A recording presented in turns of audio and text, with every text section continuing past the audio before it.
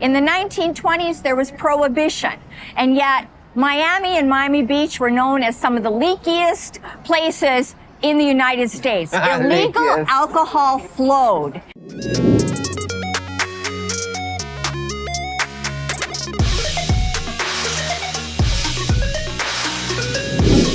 Hi everyone, and welcome back to one more episode of Gustavo's World. And as we promised you before, we're still in Miami Beach with Julie, our great tour guide and friend. And we're here to explain to you that the history of this beautiful island.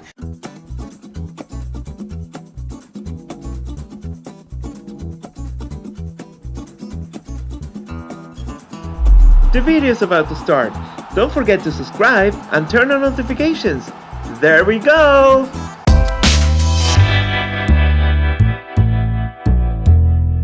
So Julie, I noticed that the sidewalks in Miami Beach are red. And that's something that caught my attention because I've never seen this before. Why would this be? It is kind of unusual. I noticed that too when I first moved here.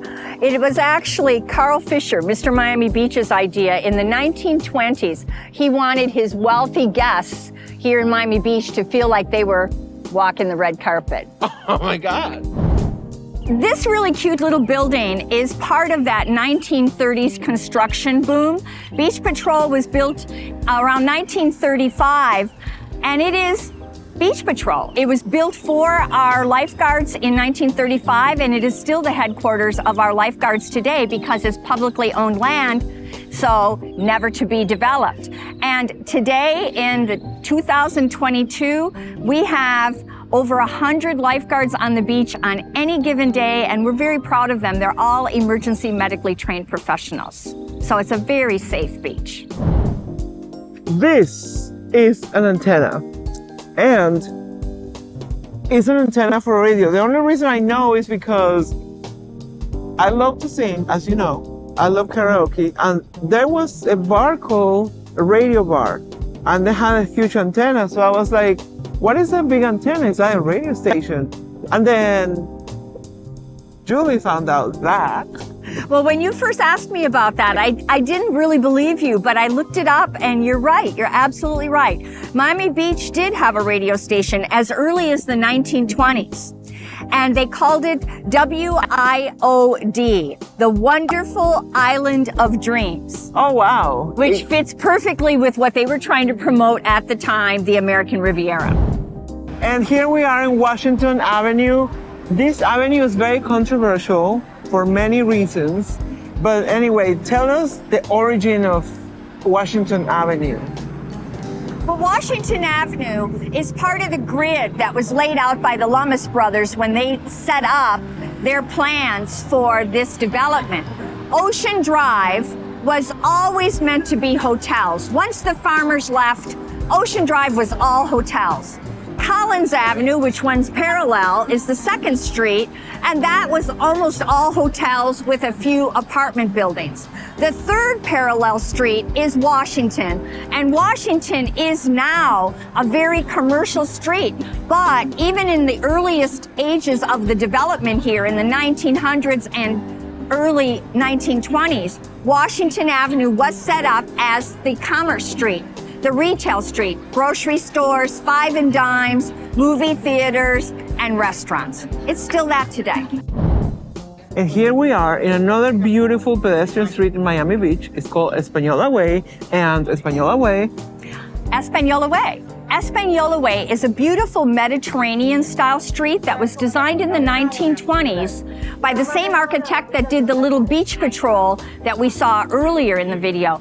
This was designed to help those wealthy northerners from the New York and Pennsylvania area imagine that they were in the Mediterranean. So it was designed to look like a beautiful Mediterranean village, which it still looks like today. And then this beautiful building is now a museum, the Wolfsonian Museum. Yet, it was not always a museum.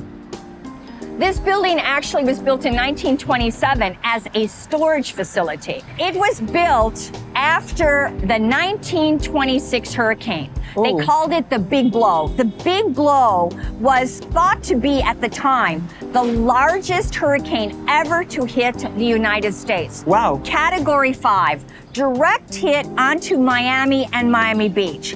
Now, in the early 1900s, early 1920s, Miami Beach had been rapidly growing into this tourist destination for rich people. Unfortunately, when the hurricane hit, all those wooden structures, all those Mediterranean-style buildings fell down like matchsticks. And the rich people that were here lost a lot of valuable things. And of course, they weren't anxious to come back to this hurricane-ridden area if we couldn't prove to them that we could protect their valuables.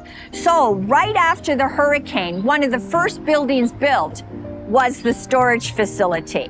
And it was built in an opulent style to appeal to those rich people.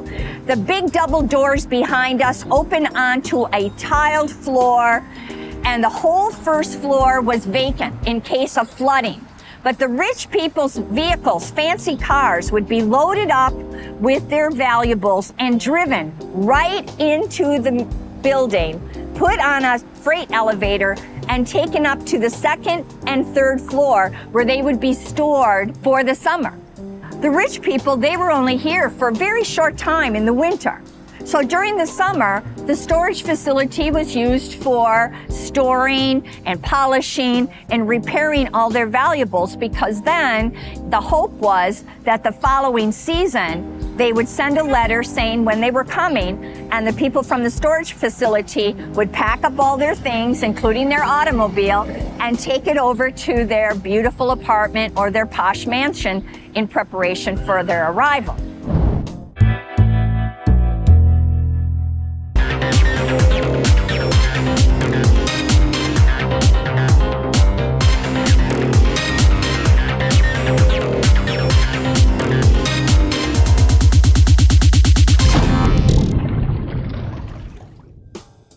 This building over here was built as a storage facility, and you can see it's big, it's blocky. However, in the 1930s, let's be real, Miami Beach was appealing to many, many tourists because of the illegal alcohol and illegal gambling that was going on here. That was always the way of Miami Beach.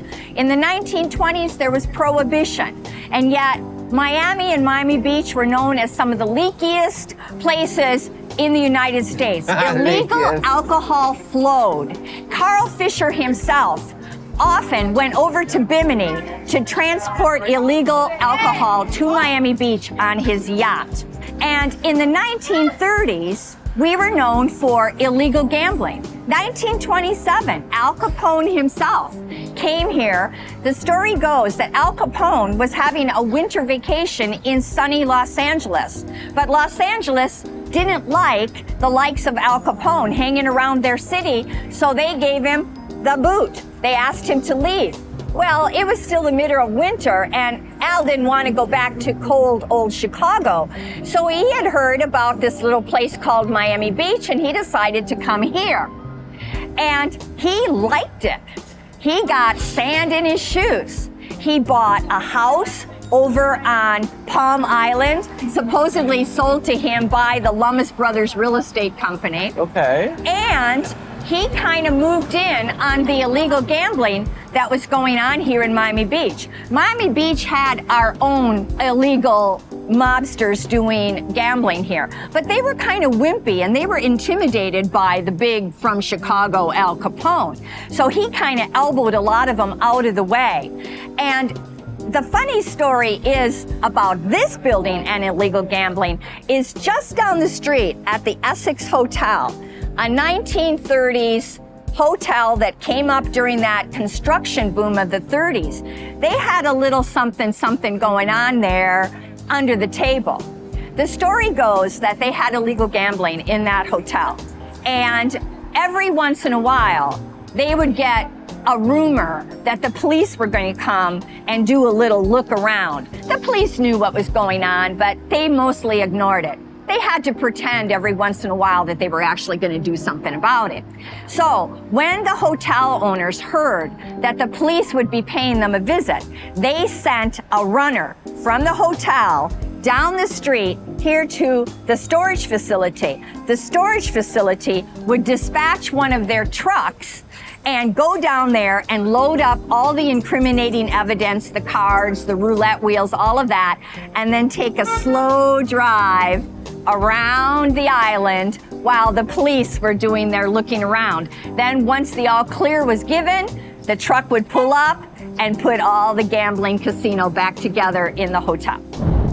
If you see those beautiful condominiums behind us, you're looking at Fisher Island. Fisher Island was originally just another jungle-covered piece of land that was attached to Miami Beach.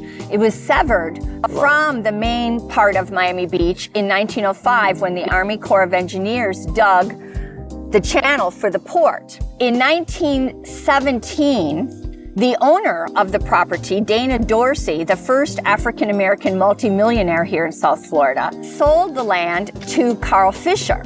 In 1927, Carl Fisher traded a small piece of the island to William K. Vanderbilt of the Vanderbilt multimillionaires. Okay. And he sold it for $1 and the Vanderbilt yacht, an over 200-foot yacht that Carl Fisher wanted, and the Vanderbilts wanted the island. Oh, that was a good trade then. It was a good trade. And in 1937, the Vanderbilts finally finished their huge, massive mansion on Fisher Island. Wow. There's many things on Fisher Island named after the Vanderbilts. So, Julie, can you tell me about the part where, the development from this first millionaire was blocked or something? They tried to push him. Yeah. Okay. Well, like the rest of the country, in the 1920s, Miami Beach was a segregated area. Okay. That was typical of American history, not pretty, but the truth. Yes. And African Americans were not allowed to live here. They were allowed to work here, but after 11 o'clock at sundown, it was called a sundown town, and they had to leave. And the community where most of the working middle-class African Americans lived was Colored Town. It was the closest community at the end of the causeway, and it was where many of the workers from Miami Beach went at the end of their workday. Okay. It was a thriving middle-class community. It had been developed by, in great part, Dana Dorsey. And then what is it called today, Color Town? Well, it's called Overtown today. Okay, so Overtown. Colored Town was considered not a very polite. We stopped using the name colored. Whoa, we use hello. African American. But Yeah. they stopped using the name because it became Overtown. Right. Unfortunately, it really had a change of fortune. It was a thriving, artistic, famous community. It was the Harlem of the South. Ella Fitzgerald, Cassius Clay, who later became Muhammad Ali, many of the famous celebrities of the era that performed in New York City in Harlem came to perform in Colored Town, the town in the south side of Miami. However, then came I-95. Which is an expressway. The I-95 expressway, when it Yes. was built, they chose to cut straight through the community. Of and Overtown, yeah. They basically destroyed it. Oh, and then what happened? So usually what happens is like in one side of the expressway it gets nice and the other side of the expressway Well, you're asking it gets... me all kinds of things that I'm not prepared for. No, but usually that's what happens. Well, but that started from the very beginning when Henry Flagler brought the railroad to Miami Beach in the late 1800s. There were railroad tracks. And if you've ever heard the expression, the wrong side of the tracks, that comes from that tradition of putting railroad tracks through an area, and usually one side of the railroad tracks ends up being a better neighborhood than the other side of the railroad tracks. Yeah. And it was well recognized that when the railroad tracks came through Miami, one side of the railroad tracks was for white people and the other side was for the African or colored community, thus colored town. I know this sounds crazy, but Carl Fisher and cows, what?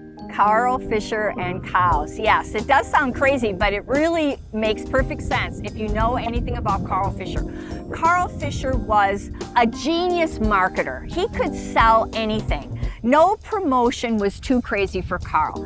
He liked everything big and over the top. They said the only thing that Carl Fisher liked small was bathing suits.